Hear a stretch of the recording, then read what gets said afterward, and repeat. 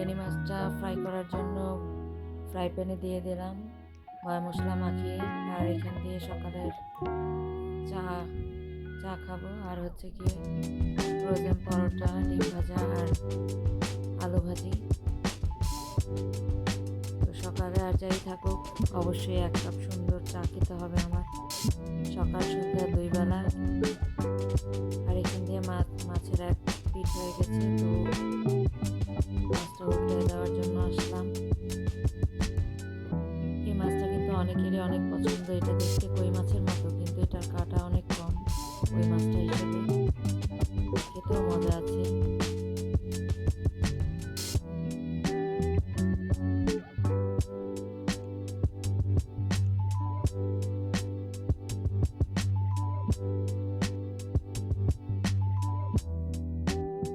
আর এই একটা আনকমন সবজি, যদিও এটা সবসময় খাওয়া হয় না।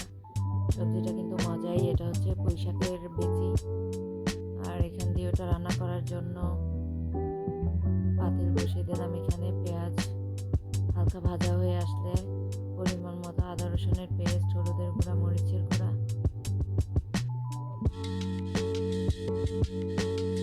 পরিমাণ মতো পানি দিয়ে আর একটু লবণ দিয়ে মশলাটাকে ভালো করে কষাবো।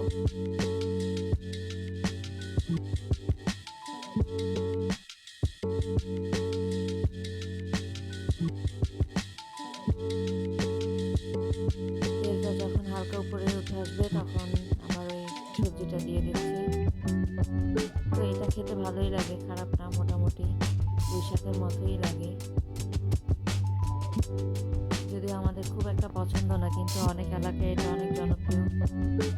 আর এটা হচ্ছে আজকে শোল মাছ দিয়ে রান্না করব। তো আগেই ভেজে রেখেছিলাম মাছটা হালকা করে হলুদ আর লবণ দিয়ে। এখন মশলার সাথে একটু কষাবো। কষানো হয়ে গেলে পরিমাণ মতো ঝোল দিয়ে দিব।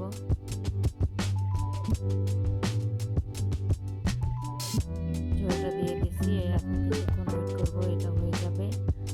আর আরেক পাতিলে আজকে বসাবো হচ্ছে গরুর মাংস। তো যা যা দেওয়ার দিয়ে মশলাটা আমি কিছুক্ষণ কষিয়ে নিলাম। এরপরে মাংসটা দিয়ে দিচ্ছি।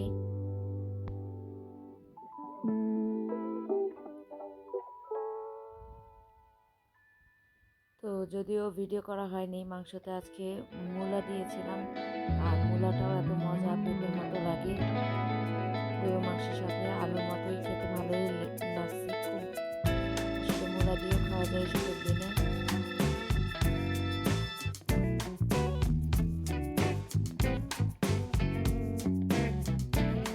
আর ওইটা দিতে হয় একদম লাস্টের দিকে, যেহেতু মাংস হতে টাইম লাগে।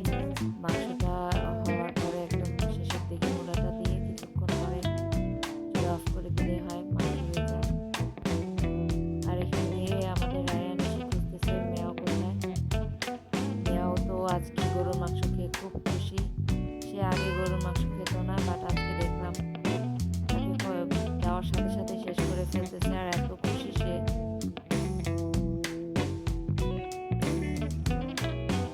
ছাদেও দেখলাম নাই। এরপরে বললাম যে গিয়ে দেখি ও দাদা দাদির রুমে ওই বারান্দাতে সে অনেক সময় শুয়ে থাকে। তো ঠিকই গিয়ে দেখলাম সে চালের ড্রামের উপরে গোল হয়ে শুয়ে আছে কি সুন্দর করে।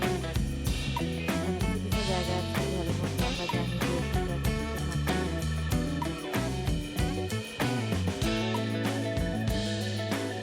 আমাদের কোথাও আছে সেরকম আরাম নেই।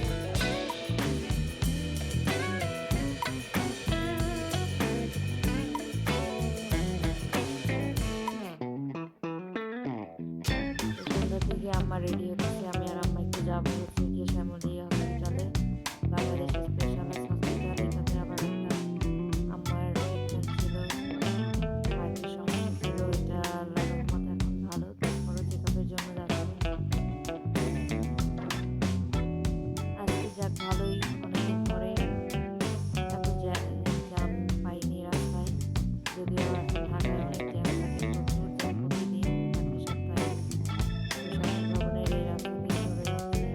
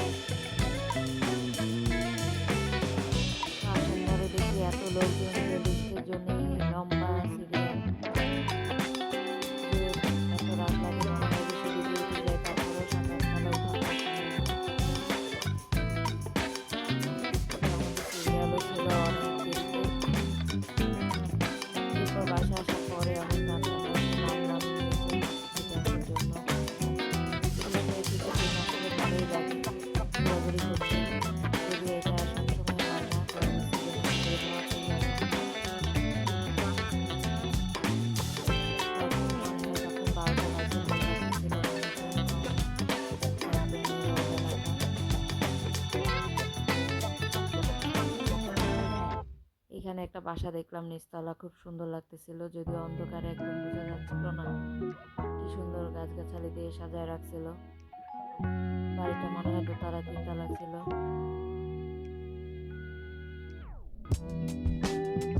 আবার ট্রেন যাওয়া শুরু হয়েছে, একেবারে ট্রেনের সামনে এসে আমরা দাঁড়াইছিলাম।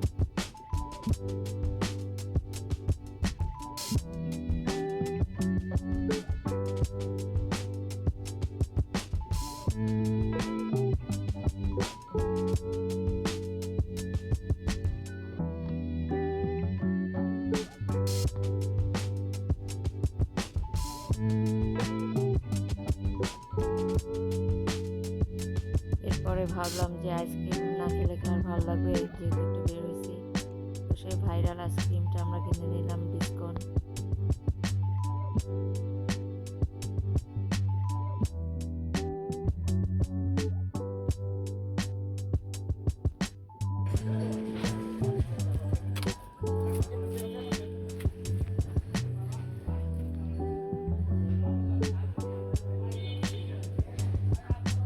কি কি আচার আছে ভাই? আমসত্তা, তেঁতুল, আমরা, বরই, চাউতা, আমের কলি, জলকুই, পাঁচমিশালি, আম পাতার আছে। তো ওনার এই আচারগুলো ভালোই ছিল, যে নিলাম তেঁতুলের আচার আর হচ্ছে আম সাতটা, কিন্তু তেঁতুলেরটাই ভালো ছিল। আসলে আশেপাশের অনেক কিছুই বোঝা যায় না, মজাই হয়। আর এটা একটা স্পেশাল ভর্তা, লালমরিচ